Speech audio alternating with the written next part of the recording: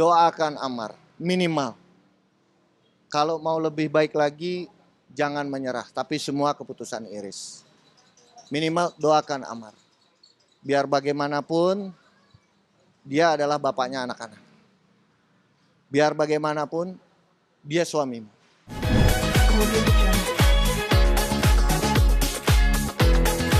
Pertama kali saat saya dengar tuh kemarin ya. Kemarin saya dengar, saya sempat kaget. Kaget, sangat-sangat kaget sekali. Bahkan sampai saya kira bahwa ini adalah pengalihan isu. Ya kan, kita habis debat capres sebelumnya. Nah, tapi setelah konfirmasi kepada beberapa rekan sejawat, ternyata musibah yang menimpa Marzoni itu emang benar. Dan setelah 1 harian saya merenung, mikirin Ammar gitu. Kasian, hancur banget dia. 3 kali ketangkap, berurusan sama polisi, frustasi dalam proses persidangan sama istrinya yang saya dengar. Kasian ini orang, kasian banget. Dan dari hasil renungan, saya menyalahkan bahwa ini adalah salah saya. Salah saya, Boy Hamzah. Kenapa saya bilang ini salah saya? Kami di Jamaah Tablik itu diajarkan untuk menyalahkan diri sendiri. Kalau sampai orang berbuat kemungkaran, orang sampai berbuat kesalahan seperti ini, ditangkap polisi, dan dia bukan orang lain ya. Dia sahabat kita, saudara kita sejak 7 Manusia Harimau. Tapi yang perlu saya ceritakan dulu sebelumnya adalah ketika saya selesai 7 Manusia Harimau, saya kan ke Kalimantan. Saya nggak ketemu Ammar lagi setelah itu. Bahkan setelah reuni saya nggak hadir, pernikahannya saya nggak hadir, sampai ada masa di mana saya ke Jakarta, terus saya datang ke lokasi dia, mungkin sudah ada beberapa rekam jejaknya di media, ada foto saya datang, saya menghampiri dia di lokasi syutingnya, dan habis itu saya kembali ke Kalimantan, lalu 2019 saya kembali ke Jakarta. Komunikasi lagi sempat saya datangi ketika anaknya meninggal. Pada saat itu keguguran kan. Rekan-rekan media sudah kembali dari wawancara Ammar di rumahnya yang Cinere, baru saya masuk. Sempat ngobrol sama dia. Terus lama gak kontak lagi. Waktu Ammar ulang tahun di Hotel Fraser, saya diajak Ical Muhammad untuk datang ke sana. Dia udah sukses jadi seorang YouTuber. Dan pada saat itu saya pun tertarik jadi seorang YouTuber, ya kan? Dia bilang, ayolah kita bicara di rumah. Nggak lama pun saya lupa, nggak sampai selang seminggu saya datang ke rumahnya. Saya kenalan sama beberapa orang di sana, ada Uda Alwan di Syam, dan manajemen YouTube-nya dia juga. Dan saya tertarik untuk bergabung di situ sama dia. Tapi habis itu nggak ada kabar lagi dari dia. Dan tidak ketemu-ketemu lagi. Sampai dia ketangkep 2 kali, sampai ketangkep 3 kali. Nah, yang saya sesalkan di sini adalah, dan kenapa saya menyalahkan diri saya, bahwa dakwah saya kepada Ammar belum sampai. Karena pada saat saya ngilang, saya berhenti syuting, saya pada saat itu belajar untuk berdakwah. Paman saya Habib Syarif Ali juga sempat mendatangi Ammar di lokasi syuting, dan Ammar mau itikaf, mau khuruz, mau keluar di jalan Allah, memperbaiki diri, islah diri. Sempat ada, dan dia mau. Tapi dia maunya barengan paman saya. Waktu saya datangin ke lokasi syuting juga, yang ada kesempatan saya dari Jakarta ke dari Kalimantan ke Jakarta, dia pun juga mau. Cuman waktu itu dia lagi disibukkan dengan syutingnya dia juga. Nah, sampai kemarin terakhir Ammar keluar dari yang ditangkap kedua kali, paman saya nanya, ada nomor teleponnya Ammar Zoni? Karena dia janji keluar, janji itikaf, dia nazar waktu itu. Waktu dia ditangkap pertama, doain kita ya, kata dia. Saya sampai broadcast, teman-teman Jamaah Tablik, para dai-dainya Allah, tolong doain Ammar Zoni. Pada saat itu Ammar keluar akhirnya, dan dia pun direhabilitasi, terus dia keluar. Nah, ketika paman saya nanya, saya nggak punya nomor teleponnya Ammar. Saya bilang sama paman saya, coba tanya Nick Harter mungkin. Nick Harter ada berhubungan sama Ammar kan? Coba tanya sama dia. Nah, Jawaban dari paman saya ketika 2 minggu lalu malam Jumat saya ketemu di Masjid Jami Kebun Jeruk, katanya udah dihubungin ke Takim, tapi Amarnya lagi sibuk recovery. Kata paman saya jawaban dari Nick Harder. Dan setelah saya konfirmasi dari Takim, nggak ada tuh Nick Harder nelfon. Nah, jadi di sini pertama ada dugaan kebohongan dari rekan saya, dari teman saya namanya Nick Harder, telah menghubungi Amar melalui Mustaqim. Amar katanya lagi recovery, nggak. Nah ini sangat disesalkan sekali. Ini sudah terjadi, tapi seandainya Amar pada saat itu bisa dihubungi oleh paman saya, bisa ditelepon sama paman, mungkin bakal diculik sama paman saya. Dapatkan bimbingan 3 hari di masjid. Mungkin habis itu Amar naik lagi 7 hari, mungkin 40 hari, mungkin 4 bulan di masjid. Mungkin Allah Subhanahu wa Ta'ala akan memperbaiki dirinya, akan memperbaiki keadaannya. Nggak terjadi hal seperti itu, tapi ini udah terjadi.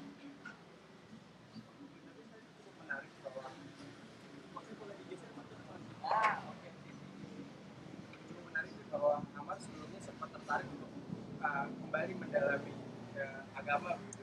Waktu itu sempat ada pembicaraan apa mungkin yang sehingga akhirnya Amar mau mendalami lagi agama.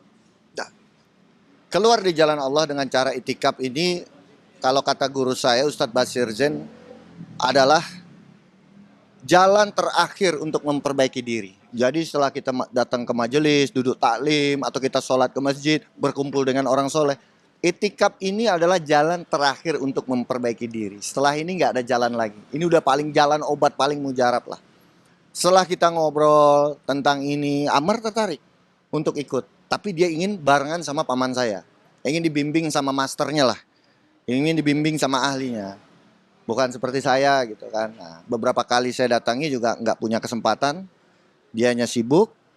Sehingga kesempatan ini belum terjadi.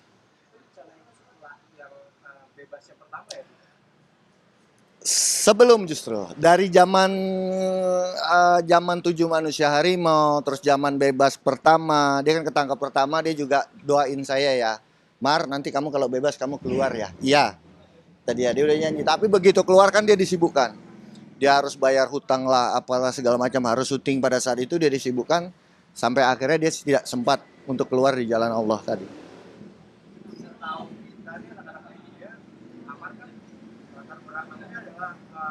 Dari Sumatera Barat. Yes.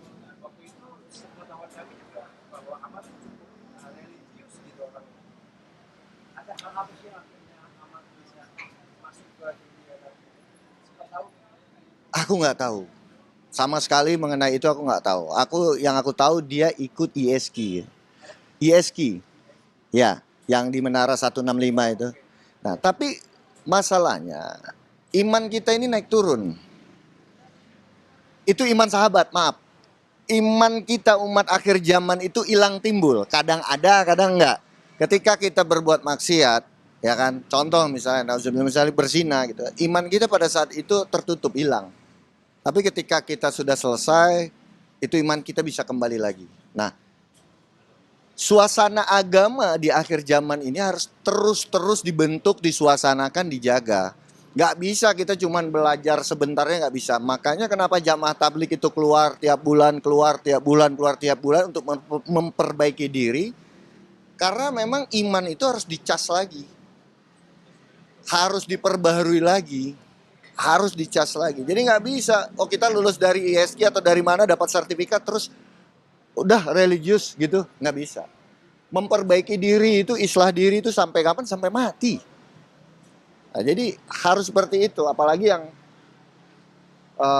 kita bukan dari golongan orang yang kecilnya pondok pesantren, terus berada di suasana keluarga Kurota Ayun. Kita bukan berada seperti itu. Belum lagi dunia kita yang penuh glamor, yang sibuk akan duniawi, itu nggak gampang gitu. Dan kalau boleh terus terang, Amar ini bukan saya loh yang menilai. Paman saya ngomong, saya dengar sampai 2-3 kali. Amar ini orang baik. Hatinya lembut. Aslinya hatinya lembut. Jadi saya cuman berharap bahwa saudaraku, sahabatku Amar sabar. Banyak orang yang ujiannya di luar sana lebih besar daripada Amar. Ada anak penguasa Indonesia yang dikejar-kejar jadi the most wanted person in Indonesia, masuk penjara, kehilangan segalanya, ada juga. Dan sekarang kehidupannya salah satu idola saya tuh baik-baik aja. Ya mudah-mudahan Amar dapat musibah sekarang ini, di dalam sana yang paling penting adalah Amar nggak kehilangan iman deh. Nggak kehilangan hidayah iman, nggak kehilangan hidayah Islam. Di dalam penjara bisa sibukkan diri ibadah, bisa sibukkan diri baca Quran, bisa sibukkan diri ngaji. Pergaulan di dunia entertain cukup keras sih, kalau tidak dibentengi dengan iman yang kuat, siapapun bisa terkena. Bukan cuma cukup keras, persaingannya juga luar biasa. Saling menjatuhkan, saling menggunai, kirim-kirim santet, ya kan? Saling menyumpahi. Ya, saya termasuk narkoba ya, kita nggak bisa pungkiri beberapa rekan-rekan sejawat kita kena masalah ini. Kalau melihat dari sisi Iris Bella ini, karena banyak juga spekulasi yang mengatakan Amar ini sebenarnya sudah tidak bisa lagi ditolong sehingga pasangannya pun nyerah. Antum melihat hal ini gimana? Memang Iris Bella yang keputusan yang dari Iris Bella adalah tepat atau sebenarnya sih salah? Iris Bella ini harusnya menemani Amar. Kalau menurut saya penyalahgunaan narkoba adalah korban.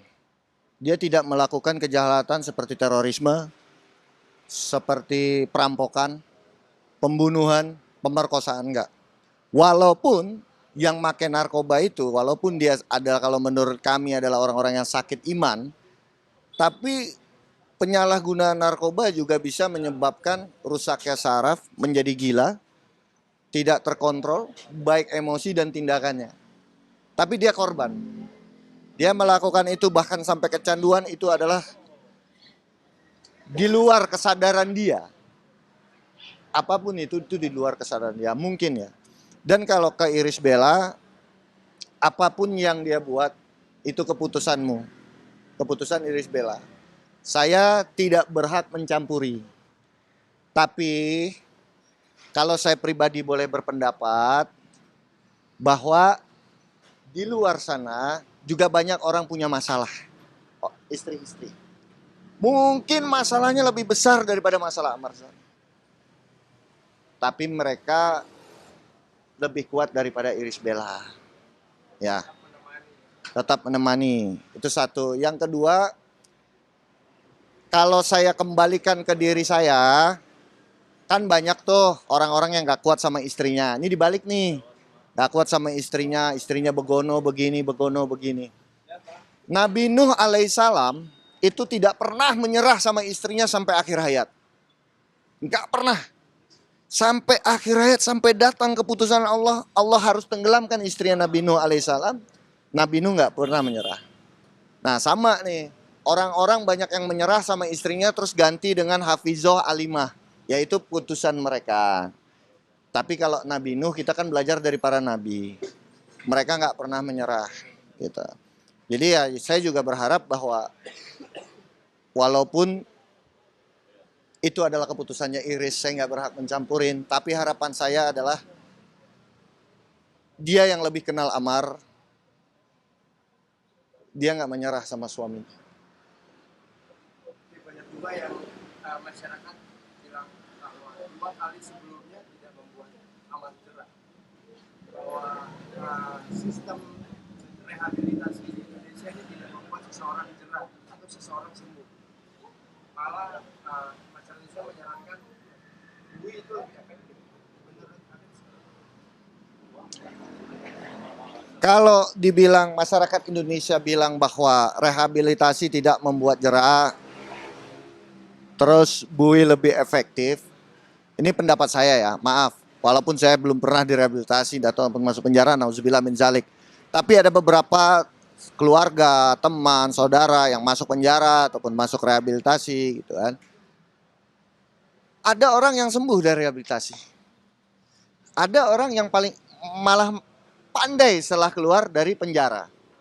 Ada orang yang di penjara dia tobat. Ya kan?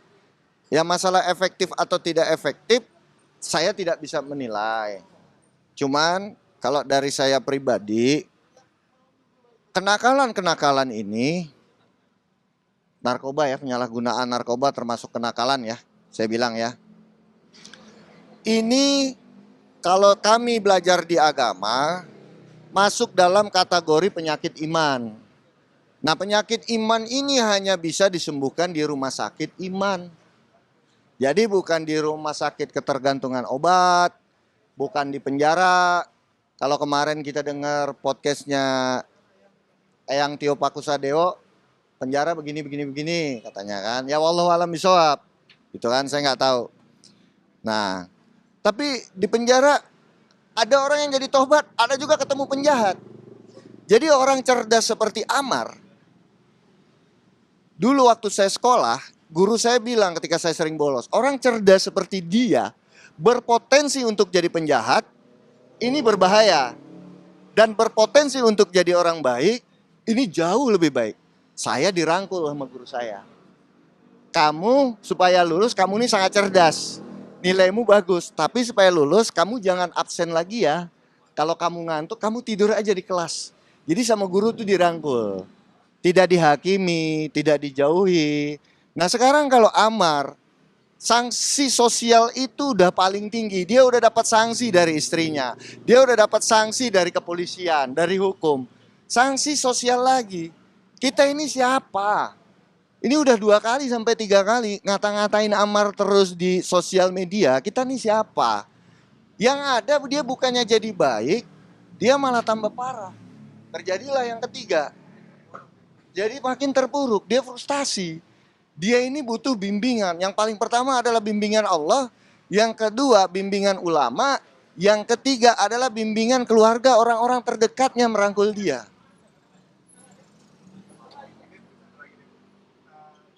Dari proses pengenalan antum sendiri, cuma bisa tidak ada tampak-tampak Amar nakal gitu Dia orang baik.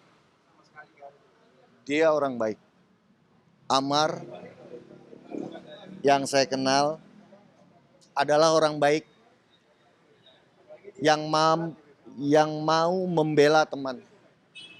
Itu Amar.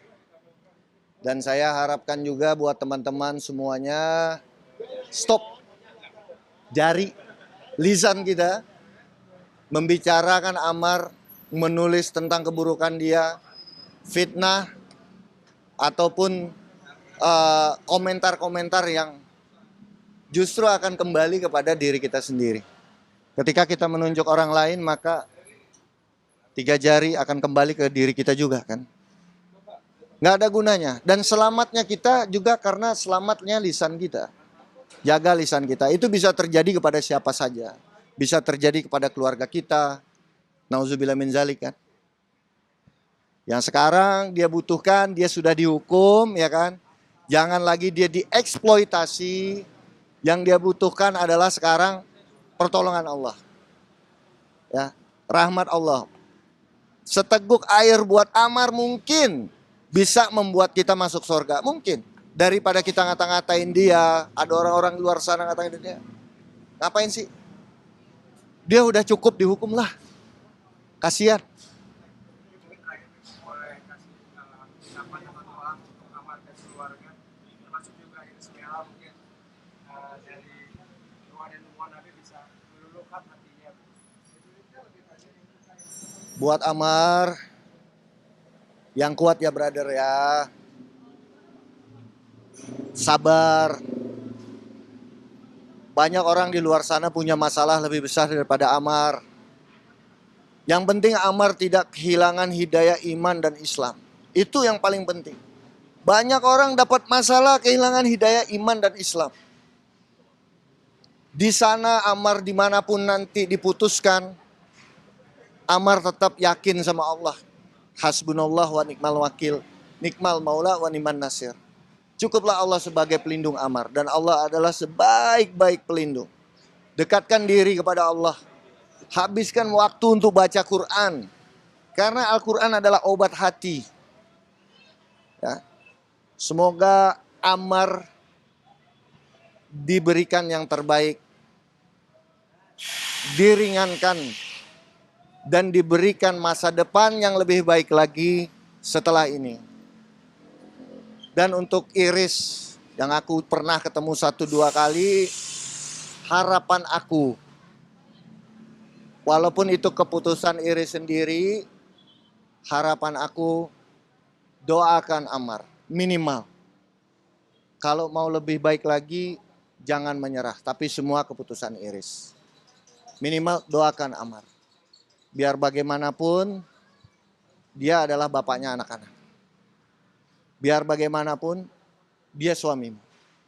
Dan yang terakhir, saya ingin ngomong kepada seluruh netizen, kepada seluruh yang nonton tayangan ini, Ammar gak luput dari dosa dan kesalahan. Tolong maafin dia. Apapun di luar sana dia pernah berbuat salah, tolong maafin dia. Dalam soal apapun, itu aja. Kalau kita bisa memaafkan orang lain, maka Allah pun bisa memaafkan kita. Kita juga punya salah. Tolong maafin dia, doakan dia. Kemudian